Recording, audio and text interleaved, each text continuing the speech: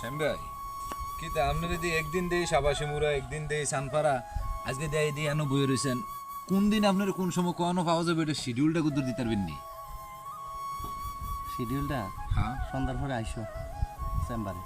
আমি দুনিয়াটা বিচারে লেছি আপনার একটা বিষয় জানানোর লেগে এদিন ভিডিওর ভিতরে দেখলাম আপনি আর গিয়া জুলুস ভাই কথা কইতেছেন জুলুস ভাই মনন কাকার বিষয়ে কথা কইতেছে আপনার লগে আপনি আবার বুঝাল না বুঝে ধমকাইলেন এটা তো বুঝলাম না।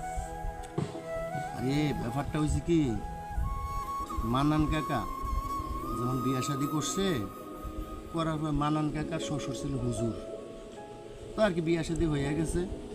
তো চাষি একদিক গেছে বেড়াইছে, বেড়াই সেরা যখন বাপের বাড়িতে গেছে এখন হুজুরে আটকাইছে ঠিকভাবে, আর মাইয়া দিত না। মাইয়ার দিত না না নিয়ে আটকাইছে নিয়ে আটকাইছে, দিত না কারণটা কি, কোনো ঝগড়াঝাটিও না কোনো কিছু না।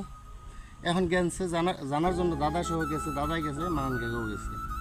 তো যাওয়ার পরে বলতেছে দেখেন আমি তো মোল্লা মানুষ, আমার যে দেন মোহরের টাকা আপনারা পরিশোধ করছেন না, যতক্ষণ পরিশোধ না করেন ততক্ষণ আমি মায়ের দাম।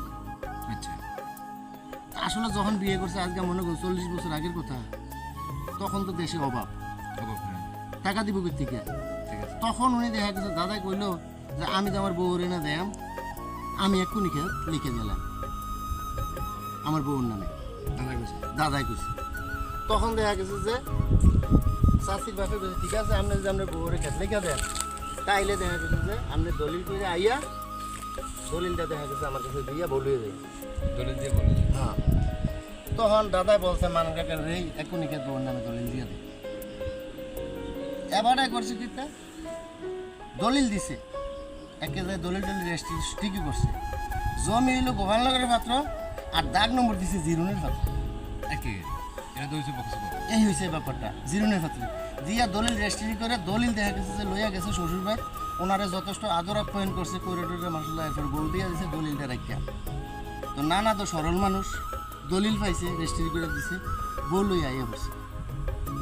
তো জুলুসা কেমনে কেমনে হমছে হুন্নে সেটা দেখ মানান কাকা ওই চাষির দেন মোহর বাবদে এক্ষুনি খেত লিখে দিছে মানান কাকা। তে আইসে আমার কাছে পরামর্শ লেগা তে কুদুর খেত লিখে দিব তার বউরে, তেও তো দেন মোহর টিয়া দিছে না তার বউরে, কিন্তু দেখা গেছে যে এই ব্যাপারে পরামর্শ লেগে আছে। এখন আচ্ছা তুমি কও সুহেল এটা কি দেখা গেছে যে সঠিক কাজটা হয়েছে, এটা একটা বাটফারি হয়েছে, এটা তো বাটফারি হইছে তো হিসাবে দেখা গেছে তো দমকি ভালো না।